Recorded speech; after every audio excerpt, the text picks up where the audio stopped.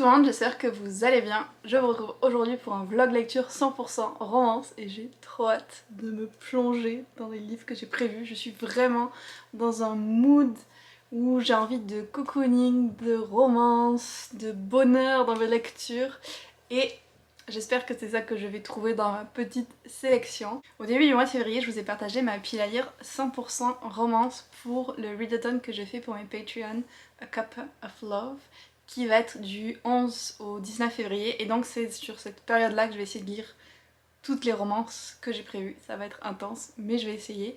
Et je vais vous parler de la grande majorité dans ce vlog lecture, mais il y en a certaines que je garde pour une autre vidéo, dont je ne peux pas trop vous parler pour le moment. Si je regarde mon bingo que j'ai fait pour le readathon, dont je vais vous parler dans ce vlog, on a Alone with You in the Ether, qui est ma prévision 5 étoiles. The Last Tale of the Flower Bride pour Bipoc. Shipwrecked pour Une trope inhabituelle pour vous. Un livre avec du rouge ou du rose sur la couverture, j'ai Honey and Issues Guide to Fake Dating. Et le dernier dont je vais vous parler dans ce vlog, c'est Husband Material qui va pour la case LGBTQI+, et que je vais lire en livre audio, d'ailleurs je l'ai déjà commencé. Donc ça fait quand même un programme assez chargé, j'espère que le vlog ne sera pas trop long, mais on verra bien. Je vais commencer avec The Last Tale of the Flower Bride qui sort le 14 février parce que j'attends ce livre depuis très longtemps. Je vais le lire en audio en même temps que je lis la copie physique et je pense que lui je vais l'annoter et le surligner. Et puis comme je vous disais, j'ai commencé Husband Material en livre audio, c'est la suite de Boyfriend Material où on suit la romance entre Luke et Oliver. J'adore le personnage d'Oliver, c'est un vrai cinnamon roll, je l'aime trop. Donc on est en Angleterre, donc c'est bien, le narrateur a l'accent anglais, c'est assez sympa, le vocabulaire un peu différent. Dans le premier livre, il s'était mis en couple, suite à du fake dating. J'avais adoré, ça avait presque été un de mes livres préférés de l'année. Et là, dans le deuxième livre, ils ont une relation établie depuis 2 ans, mais ils se retrouvent à faire face à certains challenges, notamment l'ex de Luke qui va se marier et qui l'invite à son mariage. En même temps, Luke il essaie d'organiser le mariage de sa meilleure amie. Il a pas beaucoup de temps pour Oliver. Il y a pas vraiment des tensions, mais disons qu'ils n'arrivent plus à trouver autant de temps pour être ensemble. Et on sent que ça va faire naître certaines frustrations ou qu'il va y avoir peut-être des anciennes blessures qui vont se réouvrir. Bon là j'en suis je crois au chapitre 6 sur 40 à peu près. Donc j'avance bien dans le livre et puis en livre audio c'est vraiment sympa et ça se lit vite. Pour le moment j'aime bien, c'était surtout me replonger un petit peu dans l'histoire et dans les personnages parce que à part les 2 héros principaux je me souviens plus trop de qu'est-ce qui se passait d'autre. Mais bon c'est une romance donc c'est pas comme de la fantasy, c'est quand même assez simple de reprendre le fil. Donc pour le moment c'est sympa, on va voir comment ça évolue, si je vais l'aimer autant que le premier ou non. Là je vais aller me faire un petit goûter et je vais attaquer The Last Tale of the Flower Bride puis je vous ferai une petite update quand je l'aurai avancé.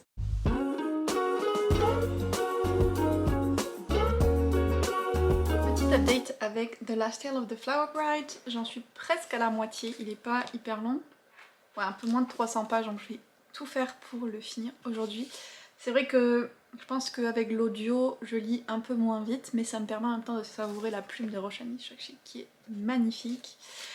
Là où j'en suis, on a vraiment eu la mise en place de l'histoire avec le bridegroom, donc le fiancé qui devient mari, qui raconte de sa perspective comment il a rencontré Indigo et comment certaines choses étranges se passaient mais qu'il les acceptait jusqu'au moment où ils ont allé dans la maison des rêves, House of Dreams, où Indigo a grandi, où vit encore sa tante qui est sur le point de mourir et où la mystérieuse Azure, qui était la meilleure amie d'Indigo, a disparu.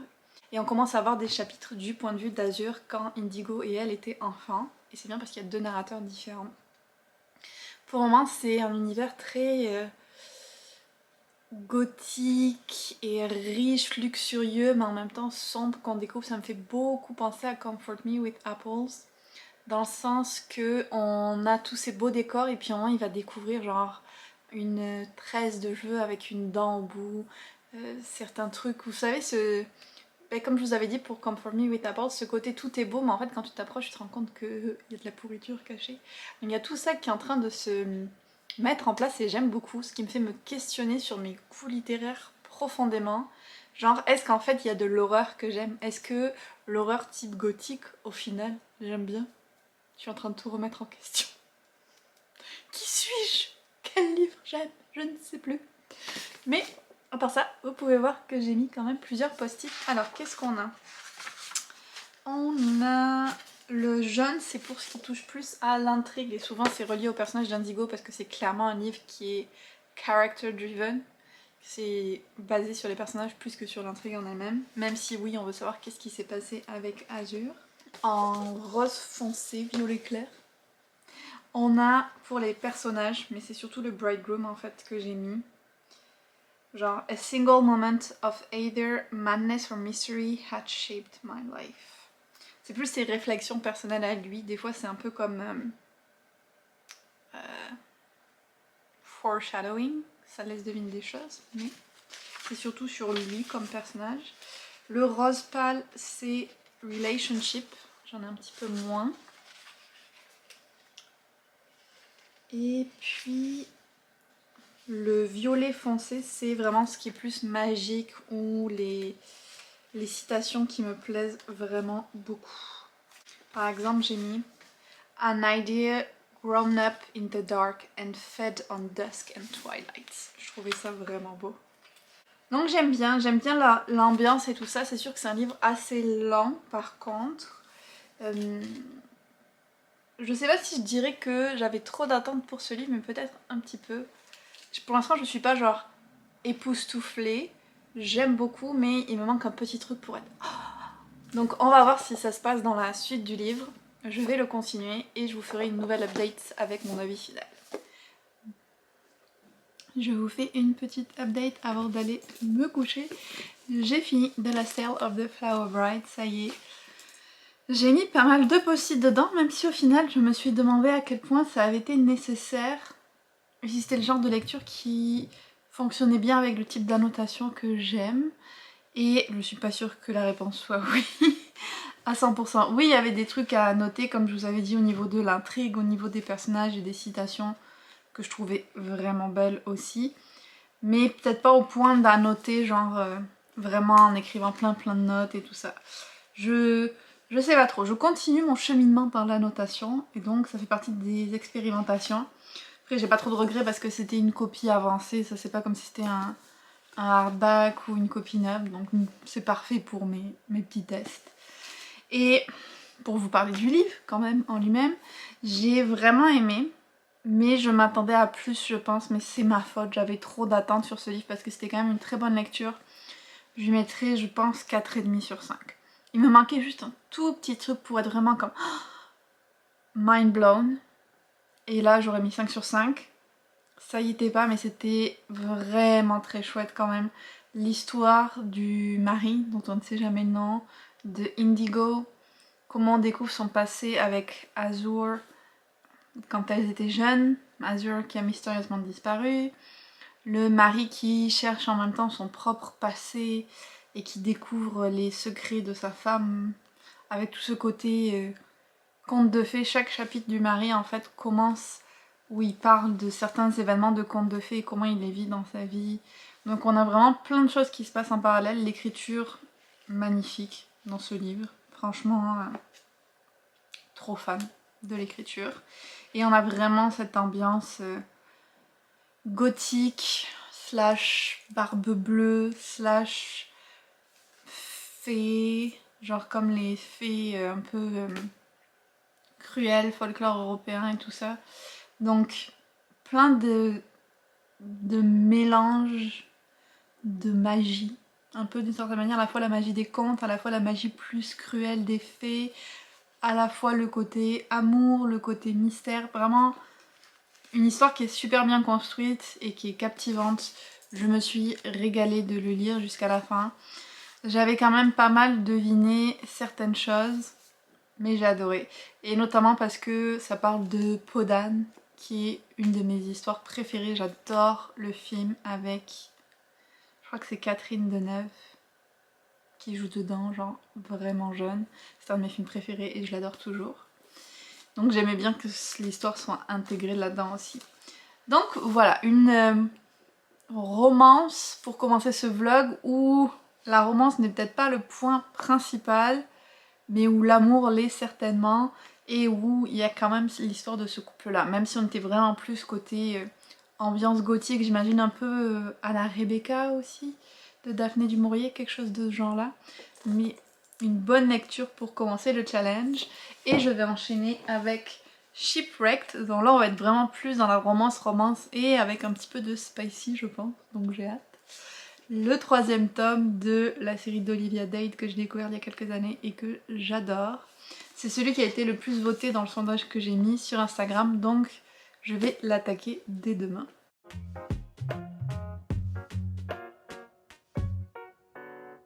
Hello! Je viens de finir Husband Material et c'était trop bien. Franchement, de façon générale, très bonne journée de lecture. J'ai fait des reading sprints avec mes Patreons et ça m'a vraiment aidé niveau motivation à vraiment me poser et lire et me concentrer sur ma lecture et tout. Et j'étais vraiment dans les livres que je lisais, j'avais pas envie comme de prendre mon téléphone ou quoi, donc c'était vraiment cool. Et donc, je reviens, j'ai fini Husband Material. J'ai adoré, moins spicy que le premier tome Boyfriend Material, peut-être parce qu'une fois que la relation est établie, c'est comme moins présent ou moins une chose sur laquelle l'auteur veut s'attarder, I don't know. Mais j'ai beaucoup aimé les voir ensemble, j'adore le personnage d'Oliver, tellement.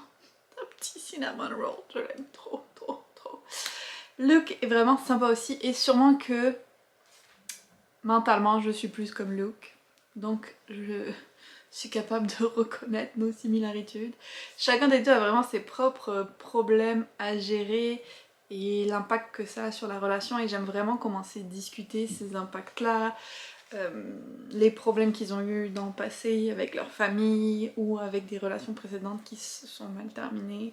J'aime comment c'est travaillé tout au long du livre, le fait qu'on les voit aller à 2 mariages, un enterrement, préparer leur mariage, ce que ça vient chercher dans chacun d'entre eux, faire évoluer dans leur relation, toutes leurs interactions.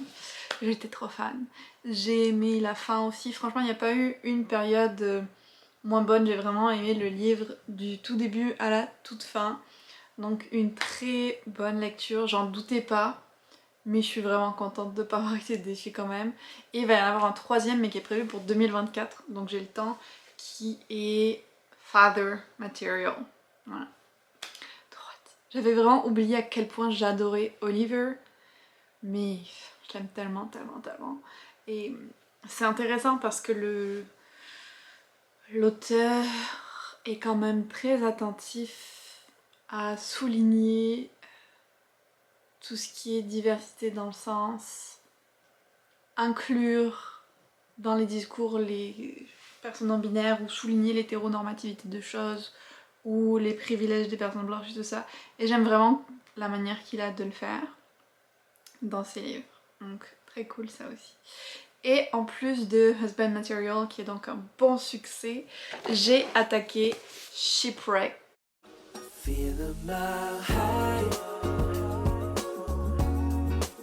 Et je me régale. Je me régale. Je l'attendais vraiment ce nouveau Olivia Dade parce que les deux premiers avaient été des tellement bonnes lectures, mais celui-là franchement, pour le moment, top, top, top. J'ai une seule inquiétude, c'est la durée de temps sur laquelle va se passer le livre. Je pense que j'en avais parlé en début de vidéo, mais là je vais clarifier certaines choses. Donc ça se passe bien dans la série Gods of the Gate, qui était censée être inspirée de l'Énéide, assez éloigné à la fin, mais quand même, c'est des personnages mythologie romaine, grecque, plutôt romaine. Et là, en fait, on est dans un truc totalement différent, parce qu'apparemment, dans l'univers du livre, la personne qui a créé les livres qui ont inspiré la série avait des personnages qui étaient vikings, 2 personnages vikings, un homme et une femme, qui se retrouvent échoués sur une île seuls tous les deux. Et en fait les acteurs qu'on va suivre dans ce 3e livre, c'est ces personnes-là. Donc on est quand même assez séparés au final du casting qu'on avait appris à connaître dans les 2 premiers livres. Ils apparaissent faire certaines conversations texto, mais sinon c'est vraiment eux deux, Maria et Peter, qui sont sur une île en Irlande avec une petite équipe de tournage. Et c'est vraiment dans un espace assez refermé au final ce qui se passe entre eux. Donc on a Peter qui est un acteur qui a 36 ans et qui a tout parié sur ce rôle-là parce qu'avant il avait des rôles moyens, mais là c'est son premier vrai rôle, on va dire. Et en même temps, il y a Maria qui elle est suédoise, qui est plus jeune, je crois elle a 25 ans, qui vient tenter ce rôle, mais pour elle, si elle l'a pas, ben, elle fera autre chose, c'est pas le be all and all de sa vie. Et ils ont un espèce de one night stand. Pour Maria, c'était très clair que ça allait être rien d'autre que ça. Lui, il aurait aimé que ce soit plus, mais le matin, elle est partie sans lui donner un comment la contacter. Sauf qu'ils se retrouvent qu'ils vont tous les deux être castés et vont devoir passer beaucoup de temps ensemble à tourner. Sauf que Peter n'a pas été très agréable avec Maria quand il l'a revue, donc c'est un moment où est-ce que ça se réchauffe entre les deux. Mais ça finit par arriver parce que bon, ils sont coincés ensemble, donc ils essaient quand même d'avoir des relations cordiales. Et là où j'en suis, c'est ça, on apprend à les connaître, on regarde le temps qui passe, là ça fait quand même plusieurs mois qu'ils ont passé sur l'île, et ils ont recommencé à se rapprocher, mais au final ils décident d'être que amis pour pas compliquer les choses. On va bien voir ce que ça va donner, mais c'est ça qui m'intrigue, c'est qu'il est censé se passer, genre, selon le résumé, il y a quand même 6 années qui vont se passer, et pendant 6 ans, ils vont pas se toucher hors caméra. Ils disent que c'est durant leur dernière nuit de film que finalement ils craquent, mais chacun va retourner dans son pays et donc est-ce qu'il va se passer autre chose? Mais je me dis on va quand même passer à travers 6 années dans ce livre et c'est ça que je trouve un peu bizarre et qui me fait un peu peur, mais on va voir. Sinon ce que j'aime beaucoup c'est que les deux personnages, je rigolais parce que je revoyais mes notes, les deux personnages sont gros et c'est une représentation qu'on n'a pas tellement souvent dans les livres. Déjà dans les 2 premiers livres c'est personnages féminins l'été, mais là c'est les deux et c'est cool et j'aime la manière dont elle en parle.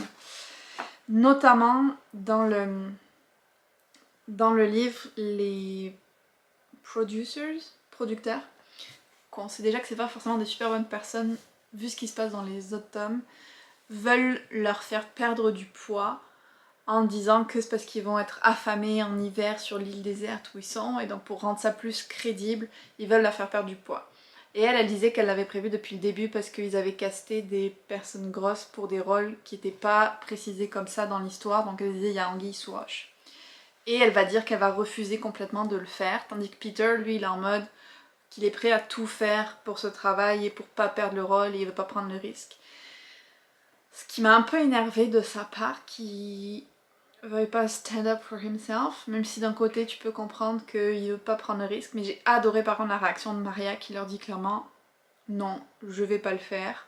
Puis on a fait toute une saison, vous avez beaucoup plus à perdre à me recaster, en plus j'ai le soutien des médias parce que elle donne des interviews disant que c'était bien d'avoir la représentation et tout ça. Et puis elle leur dit aussi que dans son contrat il n'y a rien qui l'oblige, enfin j'aime vraiment comme elle était préparée à ça. Malheureusement qu'elle devait l'être, mais comment elle se laisse pas démonter, comment elle leur dit si ça vous va pas, je me casse. Et je trouvais ça vraiment bien. Et en même temps, ça mettait en parallèle la vision vraiment américaine de tout sacrifier pour le travail et de dire oui dès que ton boss te demande quelque chose, versus elle qui est beaucoup plus laid-back, qui est beaucoup plus genre c'est ma famille le plus important et les gens que j'aime. Et le travail, oui, c'est important, mais je trouverai toujours autre chose, c'est pas ça qui me rend vraiment heureuse dans la vie. Et j'aimais vraiment voir cette opposition entre les deux et je suis trop fan de son personnage de Maria, elle s'assume vraiment à 100%, elle a plein de réflexions intéressantes sur son poids, sur sa confiance en elle et tout ça, je l'aime vraiment beaucoup. Ah oui, et en plus par rapport à ça, il y avait les producteurs qui disaient oui mais ce sera pas réaliste si vous êtes sur une île perdue et que vous ne maigrissez pas parce qu'il n'y a rien à manger et tout. Et elle leur dit écoute on est dans un univers fantasy, on parle de dieu, on parle de déesse, il va même y avoir un Pégase et tu t'inquiètes de la crédibilité qu'on perde pas du poids parce qu'on est sur une île déserte, tu peux trouver une solution magique qui l'explique. Et j'ai trouvé que ça faisait tellement écho à plein de discussions qu'il y a dans les séries dès qu'ils décident d'avoir plus de diversité dans le casting. Par exemple quand ils ont mis des... par exemple le dernier auquel je pense c'est quand ils ont décidé de caster une personne noire pour jouer Ariel ou une personne noire pour jouer Annabelle. Et je trouve que c'est vraiment le genre de discussion qui vient dire c'est pas logique ce que vous dites, on parle déjà d'un truc inventé, on peut rajouter de la diversité et inclure d'autres représentations sans problème. Et je trouvais que ce discours là faisait vraiment écho à ça et je l'ai beaucoup aimé. Ah, et la dernière chose dont je voulais vous parler, c'est la première phrase, je vais vous la lire parce que j'ai lu ça, j'étais déjà morte de rire. When Maria's hazy brown eyes blinked back open after her orgasm, Peter held her gaze for another dozen thrusts. J'étais comme, ok, on commence avec ça. On commence de façon assez intense. Mais je ne suis pas contre, j'adore Olivia Dade. Donc ça m'a fait beaucoup rire, mais en même temps j'étais comme, au moins on sait dans quoi on s'engage. Sinon on a eu des petits échos que lui il aurait eu des mauvaises relations dans le passé où il s'est fait abandonner par sa fiancée sans raison, elle aussi, donc on sent bien que les blessures du passé vont jouer beaucoup de rôle dans les problématiques de la relation actuelle. Et je suis quand même assez, pas intriguée, mais j'ai souligné aussi qu'il y a quand même une différence d'âge plus importante entre les deux personnages vu qu'ils ont presque 10 ans de différence, qui est moins habituel que ce qu'il y avait dans les tomes précédents. Je sais pas si ça va avoir un impact ou pas, mais je l'ai noté parce que j'ai moins l'habitude de ça. Je pense que ça fait un bon premier jet pour ce livre, que je vous en ai assez parlé, mais je me régale vraiment. D'ailleurs là, je vais me refaire un thé et le continuer. Ça y est, j'ai fini Shipwrecked. J'ai trop aimé. It wrecked my heart. C'est un jeu de mots extraordinaire. J'espère que vous appréciez. Non, franchement, je l'ai tellement aimé, mais genre tellement aimé. J'ai tout adoré dans ce livre. J'ai un peu moins aimé le personnage masculin de Peter par rapport à Marcus de Spoiler Alert, mais le personnage de Maria, je l'aime d'amour, je l'adore, Elle sait ce qu'elle veut, elle est capable de dire non, elle a confiance en elle, elle est magnifique, tout, elle a tout, je l'aime tellement. Je pense qu'elle fait partie de mes personnages préférés de la littérature maintenant. Maria, I love you. Mais au-delà de ça, j'ai aimé l'histoire, j'ai aimé la romance, leur relation à eux deux. Juste après que je vous ai fait l'update, je pense, on était la première année de tournage et je me dis, je sais pas comment ça va se passer, il y a 6 ans et tout. Le chapitre d'après, les 6 années avaient passé. Donc ça s'est fait simplement. Et je peux vous dire que de la tension sexuelle, le niveau a beaucoup augmenté pendant ces 6 années où le monsieur il a attendu que la série soit finie. À la fin il a eu ce qu'il voulait. On est dans une romance après tout. Mais ouais, j'ai tellement aimé. Je suis trop excitée pour en parler tellement j'ai aimé. Je peux pas trop vous spoiler, bon même si c'est une romance on sait que ça finit bien. Mais on va voir leur relation qui va commencer, certaines difficultés dues à leur passé qui vont ressortir. Ils vont aller en Suède, ils vont aller au Wisconsin. Ne me demandez pas de placer le Wisconsin sur une carte. Je sais pas où c'est, à part que c'est aux États-Unis. Qu'est-ce qu'ils font d'autre? Il y a des trucs qui se passent par rapport au tournage de Got Up the Gate, ça c'était cool parce que ça permettait de revoir les autres personnages des 2 premiers livres, c'était vraiment chouette. J'aime toujours beaucoup les autres personnages d'ailleurs, ça m'a presque donné envie de relire les autres livres pour vous dire.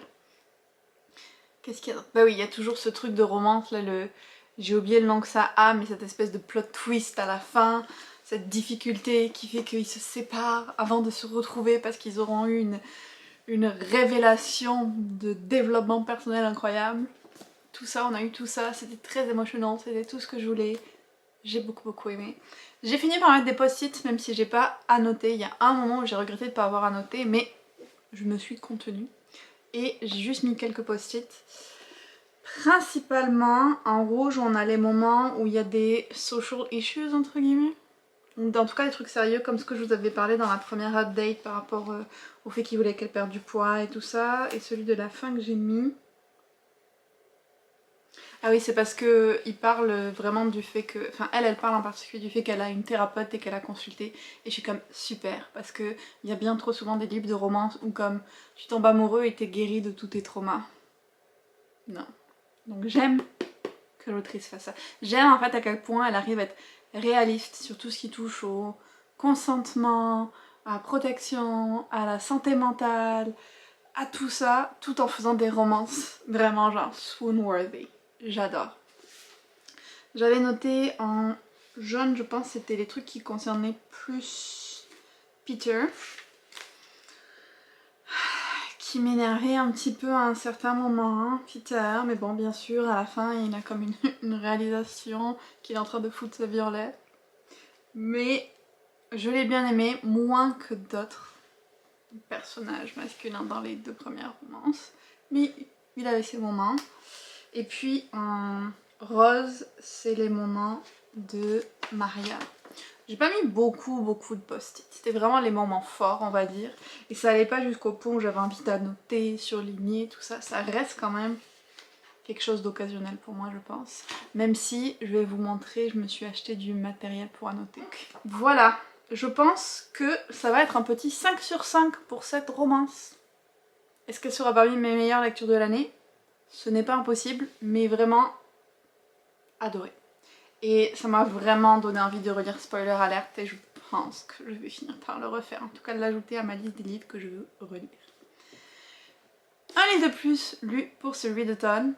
Très cool. Un livre de plus lu dans mes restants de 2022.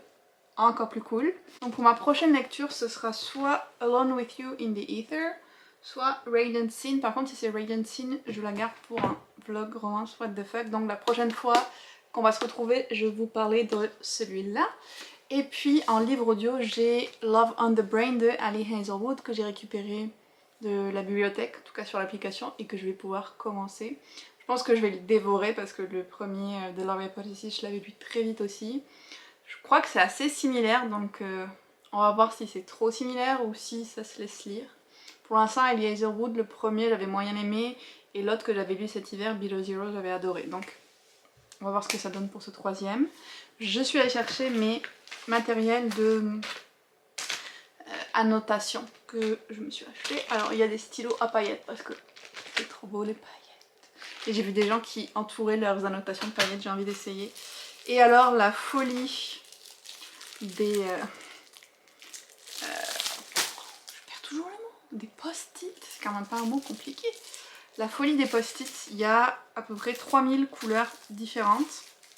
Je sais pas ce qui m'a pris d'en vouloir autant, mais dans ma tête, je me suis dit, il y a des livres où on suit beaucoup de personnages et j'ai pas assez de couleurs pour chaque personnage et ça me frustre. Par exemple, les Sarajimas, je veux avoir une couleur par personnage. Donc là, voilà, je vais avoir tout ce que je veux en termes de couleurs. Sur ce, je vais arrêter cette update et je vous retrouve quand j'aurai attaqué celui-ci.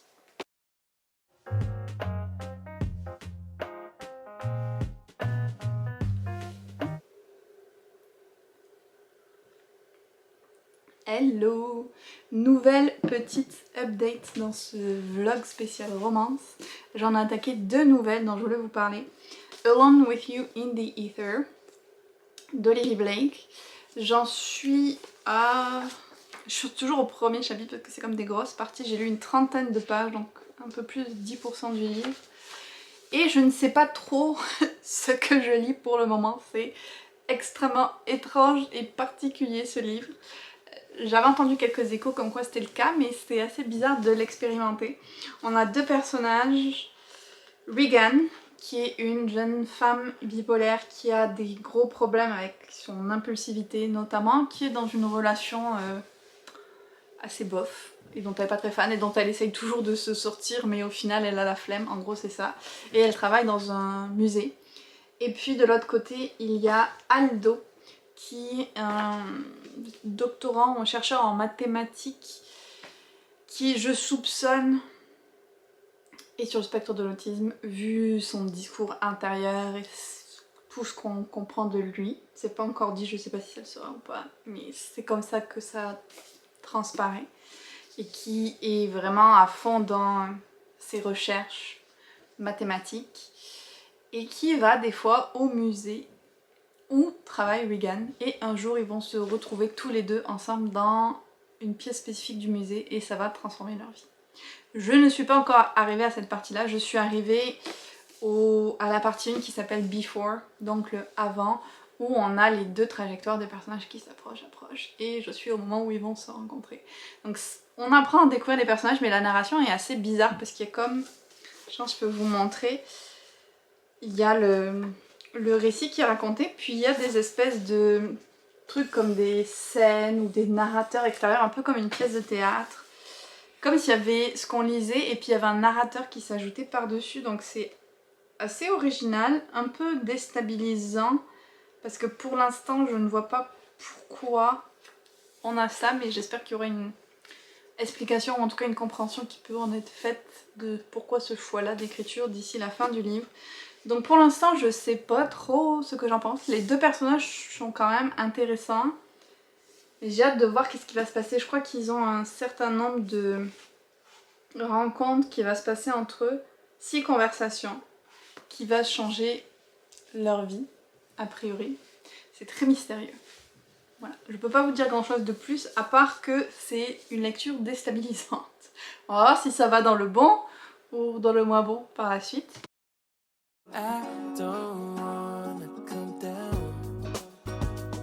J'ai aussi commencé Love on the Brain de Ali Hazelwood en livre audio et je suis en train de bouffer ce truc à une vitesse hallucinante. Je crois que j'ai mis mon livre audio en 2.35, ce qui est beaucoup. Et donc ça fait que j'en suis déjà presque à un quart du livre alors que je l'ai juste lu dans les transports aujourd'hui, mais franchement ça se bouffe vraiment. Alors que pourtant, comme dans le premier, je trouve que tout repose sur un manque de communication extrêmement con. Vous m'excuserez le mot, mais c'est vraiment ça. Et c'est toujours comme ça dans... Toujours. Ouais, j'en ai lu 2 autres d'elle et à chaque fois c'est le côté manque de communication qui repose juste sur pas grand chose. Genre, il m'a regardé de travers et il me parle pas, qu'est-ce que tu as fait, il me déteste, il trouve que je suis nulle en sciences, blablabla. Donc il y a un peu plus d'éléments qui se développent au cours de l'histoire sur ça, mais franchement, la manière dont c'est décrit au début, je me disais, mais ça repose sur rien du tout. Genre, s'ils s'étaient assis ensemble pour discuter comme 2 personnes adultes, on n'en serait pas là. Je me rends compte que je vous ai pas dit de quoi parler le livre. Alors, on a le personnage de Bee, qui est une neuroscientifique, something like that, qui va se retrouver à travailler dans un projet de la NASA qui a l'air extrêmement cool et dont elle rêvait. Sauf qu'elle va faire équipe avec l'ingénieur en chef qui s'appelle Liev, quelque chose, je sais pas son nom, c'est pas important. Ce gars-là, qui est sa némésis donc depuis qu'ils étaient doctorants. Je crois qu'il avait 3 ou 4 ans de plus qu'elle dans son doctorat. Et ça s'est très mal passé entre eux pour des raisons, comme je vous disais, qui me paraissent vraiment pas du tout valides. Mais elle le déteste. En sachant que c'est une romance, on sait très bien que lui, son attitude à lui, c'était sûrement parce qu'il l'a trouvée très attirante et qu'il ne savait pas comment lui dire. Il a plein de suppositions sur elle qu'il garde et qui sont fausses, tout simplement parce qu'il ne lui parle pas, et vice versa. Donc ça démarre mal pour le projet entre deux. Là où j'en suis, elle se rend compte qu'il y a plein de crasses, on va dire, qui ont été faites. Par exemple, son équipement qui n'a pas été livré, ses badges qui ne marchent pas, elle n'a pas été avisée d'une réunion, il répond jamais à ses courriels, que des choses comme ça.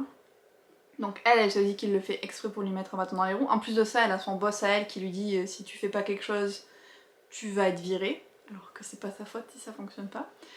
Donc là c'est un aspect qui est pas mal, c'est l'autrice parle toujours de à quel point c'est difficile pour les femmes dans le milieu des sciences. Et ça j'aime beaucoup ce qu'elle fait avec ça. Donc on a toute cette tension au niveau du travail. Il y avait 2 autres choses que je voulais vous dire, qu'est-ce que c'était? Ah oui. La première c'est qu'en fait ce livre c'est une réécriture de Twilight je pense. Parce qu'il y a eu 2 scènes dans les 10 premiers pourcents, de la manière dont elles ont été écrites, j'avais vraiment les scènes de Twilight en tête. La première, comment Bee décrit que le personnage masculin la regarde, genre cette air constipé ou genre comme si elle sentait mauvais ou je sais pas quoi, c'est exactement ce qui se passe dans Twilight quand Bella elle rentre dans la salle de classe et que Edward est comme c'est ça qui se passe. Et puis il y a une scène aussi où il y a un truc qui manque lui tomber dessus et la manière dont elle le regarde arriver, elle est immobile et que c'est lui qui va la pousser hors du chemin et comme la protéger de son corps et ça faisait trop penser à la scène où Edward il empêche une voiture de rentrer dans Bella. Mais genre vraiment la manière dont c'était écrit c'était exactement ça. Je pense vraiment que ce livre est une espèce de réécriture de Twilight comme The Love Hypothesis était inspiré de Reylo là, du ship Reylo. C'est ma théorie et j'en ai parlé avec des gens qui me disent ah c'est vrai, j'avais pas pensé quand je l'ai lu mais c'est vrai. Donc on va voir si ça se poursuit au fil de ma lecture, mais je trouvais ça intéressant et je voulais vous en parler.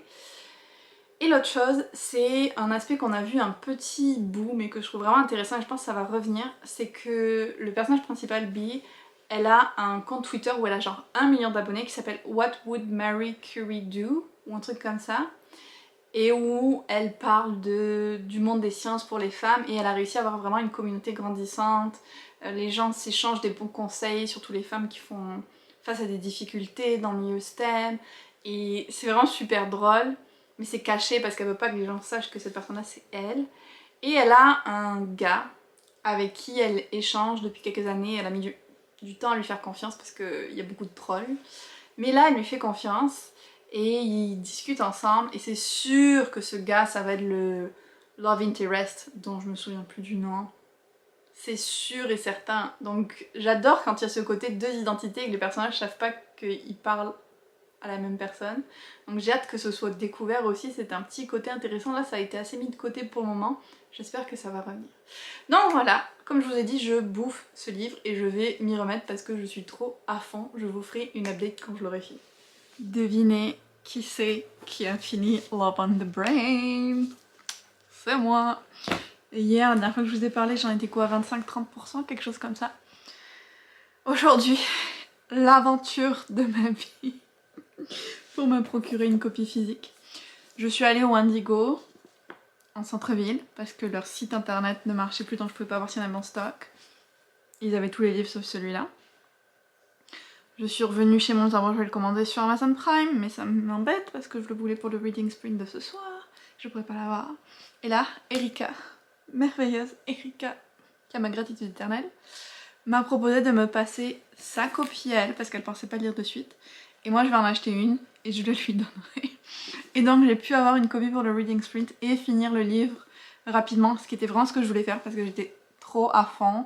Et oui, j'aurais pu le finir juste en livre audio, mais dans ce cas j'aurais pas pu annoter. Et je me suis vraiment amusée à annoter ce livre. Pour moi, je pense que celui-là c'est un 4,5 sur 5, donc je l'ai beaucoup plus aimé que The Love Hypothesis, pourtant c'est très similaire dans tout ce qui se passe. Bah genre, le setting de science et certains événements dans l'intrigue sont très similaires. Je m'y attendais donc ça m'a pas trop dérangé. J'ai plus aimé les personnages dans celui-là. Surtout le personnage de Bee, je l'ai vraiment beaucoup plus aimé. J'aimais bien les autres personnages, mais ouais, j'ai plus aimé Bee. Bon, elle me saoulait un petit peu avec son côté self-sabotage. Je déteste. Souvent c'est les héroïnes qui ont ça, enfin les personnages féminins dans les romances comme ça, qui ont ce problème de self-sabotage et ça me frustre vraiment.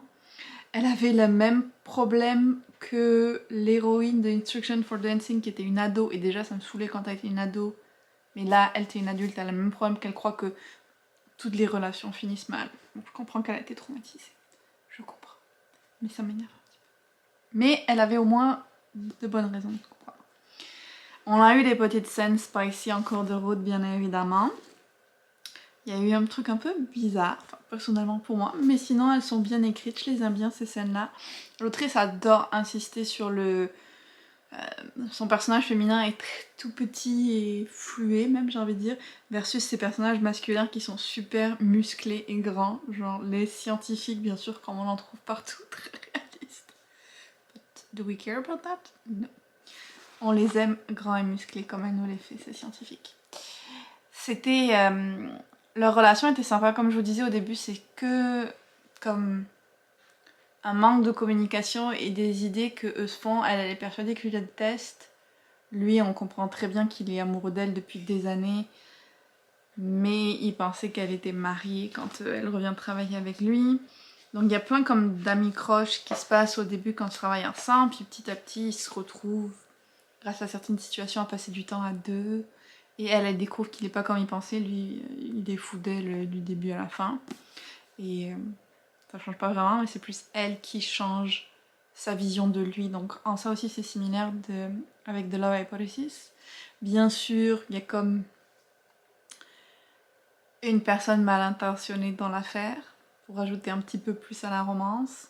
Mais ce que j'aime beaucoup aussi dans ce livre, et encore plus que dans le premier, c'est comment l'autrice discute des problèmes que les femmes rencontrent dans le milieu scientifique, le sexisme, le fait que quand tu dis quelque chose, ben on t'écoute pas, mais si c'est un gars qui dit que t'as raison ou qui renforce ce que t'as dit, ah bah du coup les gens ils t'écoutent. Enfin, tous les problèmes qu'il peut y avoir du fait que c'est un univers beaucoup plus masculin et tout ça encore malheureusement. Donc j'adore toutes les discussions qu'il y a autour de ça, notamment le fait que l'héroïne a son compte Twitter What Would Marie Curie Do qui est vraiment cool et où elle a comme 1 million d'abonnés et où elle peut faire une espèce de communauté pour les femmes dans le STEM et c'est quelque chose qui vient prendre de l'importance dans l'histoire aussi à différents niveaux.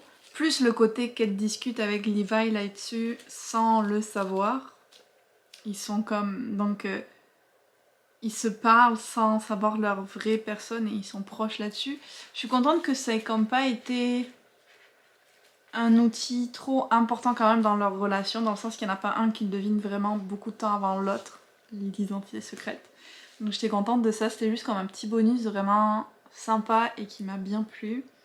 Donc ouais, j'ai bien aimé tous les aspects de l'histoire. Je regarde dans mes notes s'il y a quelque chose dont je vous ai pas parlé. Je pense que je vais repasser pour... du coup le début j'ai pas annoté vu que j'avais que le livre audio. Donc je vais repasser dessus pour souligner certaines choses. J'ai détesté l'ex. Franchement, je trouve qu'il n'y avait pas besoin qu'il soit trop là, mais... Voilà, j'ai écrit le mot asshole vraiment beaucoup de fois dans ce livre à son sujet. Et l'autre truc que j'ai beaucoup aimé, c'est que j'ai vraiment rigolé. Genre tous les post-it jaunes, c'est des choses qui m'ont fait rire. Il y en a plein, genre j'adore les dialogues ou les réflexions dans la tête du personnage. Genre c'est vraiment exagéré, mais ça me fait rire. C'est ça, c'est un livre qui est over the top, mais je me suis régalée de le lire. C'est exactement le genre de romance que j'avais envie de lire. Ah oui, j'avais marqué aussi que ce que j'aime beaucoup, et je pense Adam c'est pareil, c'est le genre de personnages masculins qui sont très respectueux des limites et genre comme conscients de leur supériorité physique. Ils font quand même genre 1m90 et super musclés. Par exemple, elle note qu'il fait attention à pas lui bloquer la sortie s'ils sont quelque part. Il fait attention à vérifier qu'elle est confortable d'aller seule dans son appart. Ou dès qu'elle lui dit stop pour un truc ou qu'il y a le moins de doute qu'elle soit pas par contre pour quelque chose, il s'arrête. Enfin, j'aime vraiment comment ces personnages-là masculins sont décrits, j'adore ça. Vraiment, ça fait du bien de voir ce genre de personnages masculins là et ça n'enlève rien à leur sex appeal. Pas besoin d'être un bad boy. Et l'autre chose, c'est que j'ai adoré qu'il y a un personnage secondaire, Rocio. J'ai écouté les mots, j'ai déjà oublié la prononciation. Elle est géniale, elle est complètement barrée. Et elle est géniale, franchement je l'adore. La plupart des trucs qui me faisaient rire c'était à cause d'elle, mais j'étais trop fan. Donc il y avait des personnages secondaires sympas, il y avait aussi la sœur jumelle de Bee qu'on voit un petit peu, qui a peut-être une importance moindre, mais c'est des petits ajouts sympas. Et donc j'ai préféré les personnages secondaires dans ce livre-là que dans The Live Hypothesis notamment. Donc une très chouette surprise et j'ai pris beaucoup de plaisir à lire ce livre. J'ai l'impression que j'oublie certaines choses dont je voulais vous parler. Mais c'est pas grave. Le message principal c'est que oui il y a pas mal de similarités dans le contexte avec The Love Hypothesis, mais j'ai préféré les personnages, j'ai préféré leur histoire, j'ai préféré les personnages secondaires, j'ai encore plus aimé la manière dont elle parlait des difficultés des femmes dans le milieu des sciences et moi je l'ai dévoré et c'était trop chouette. Sinon j'ai avancé dans Alone with You in the Ether et c'est pas du tout le même style de romance du tout. Là c'était le style romance bonbon, tu te vides la tête, t'as du fun et tout ça. Là on est dans quelque chose de beaucoup plus poétique et philosophique j'ai envie de dire presque. Petite vibe Adi Larue peut-être, mais un peu plus branchée romance. Les deux personnages ont plusieurs conversations entre eux qui leur apprennent à se connaître mais d'une façon vraiment particulière. C'est assez déstabilisant mais j'aime beaucoup. J'en suis presque à la moitié, je pense un peu plus du tiers. Vraiment très chouette d'ailleurs, je l'ai lu, on est allé lire dans un café ensemble avec Erika aujourd'hui, c'était super sympa. Et je pense le finir demain si tout va bien. Sinon il me reste un autre livre que je voulais lire pour ce vlog qui est Honey and Issues Guide to Fake Dating. Donc je suis plutôt fière de comment j'ai avancé.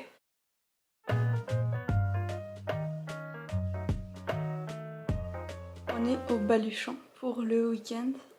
Je viens d'entrer de la balade en raquette. On fait une petite pause avant le massage. Vraiment une journée pas trop compliquée.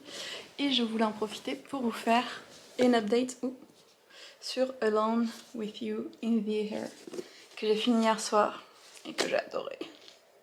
Franchement, je savais pas du tout où je m'en allais avec ce livre au début parce que c'est vraiment spécial. Genre, un peu la vibe Patty Larue, mais encore plus poussée philosophiquement, ou en tout cas à l'intérieur de la tête des personnages, de personnages qui sont quand même particuliers mentalement, qui ont une manière assez spéciale de voir la vie. Le personnage principal notamment est bipolaire diagnostiqué, ce qu'est aussi l'autrice apparemment. Donc il y a toute une partie sur la prise de médicaments, ou essayer de vivre son médicament, qu'est-ce que ça lui apporte, qu'est-ce que ça lui enlève, ses relations avec les hommes. Aldo, le personnage masculin, lui, c'est... Est-ce qu'il arrive à trouver quelqu'un qui l'intrigue assez, lui qui est comme focusé sur les mystères, disons, il a ses propres enjeux aussi, mais leur relation de la manière dont c'est écrit, c'est tellement beau.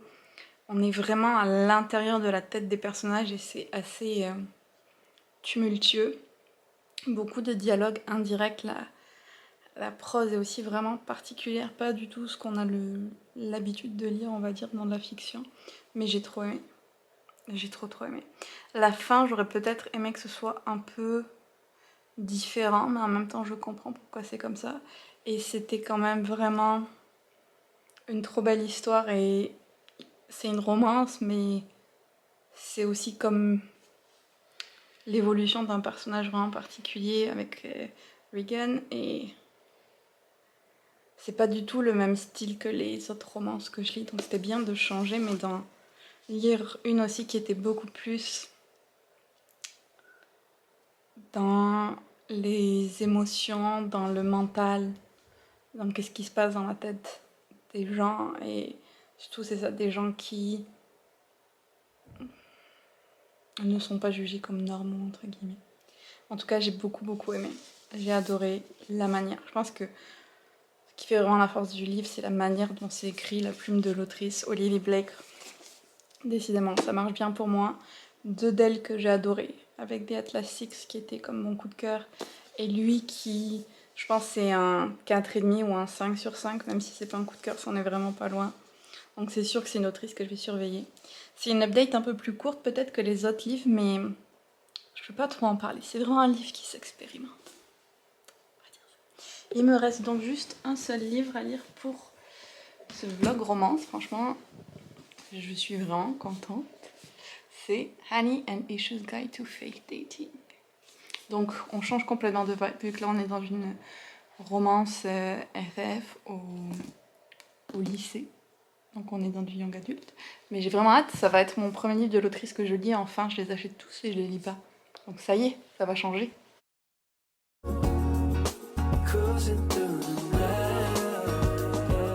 Je vous retrouve pour conclure le vlog et malheureusement on ne conclut pas sur une bonne note parce que j'ai abandonné après une quarantaine de pages, je pense à peu près, Honey and Issues Guide to Fake Dating.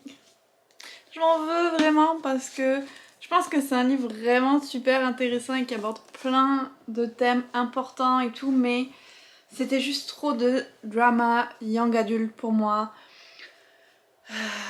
Les histoires entre les amis qui sont un peu toxiques, avec l'importance des notes, avec le fait de vouloir que les parents soient fiers et montrer que t'es aussi bien que ta sœur aînée, les trucs comme ça. Enfin tout ce drama young adulte, ça m'a trop frustrée malheureusement. Et c'est vraiment un me problem et pas un problème du livre.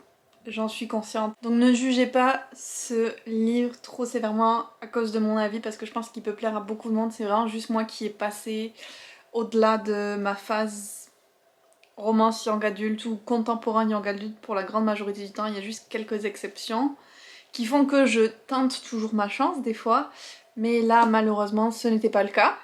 Ce qui m'inquiète un peu, c'est comme je vous ai dit, j'ai acheté 3 livres de l'autrice. Le premier que je lis, je l'abandonne. Ça, pas mal.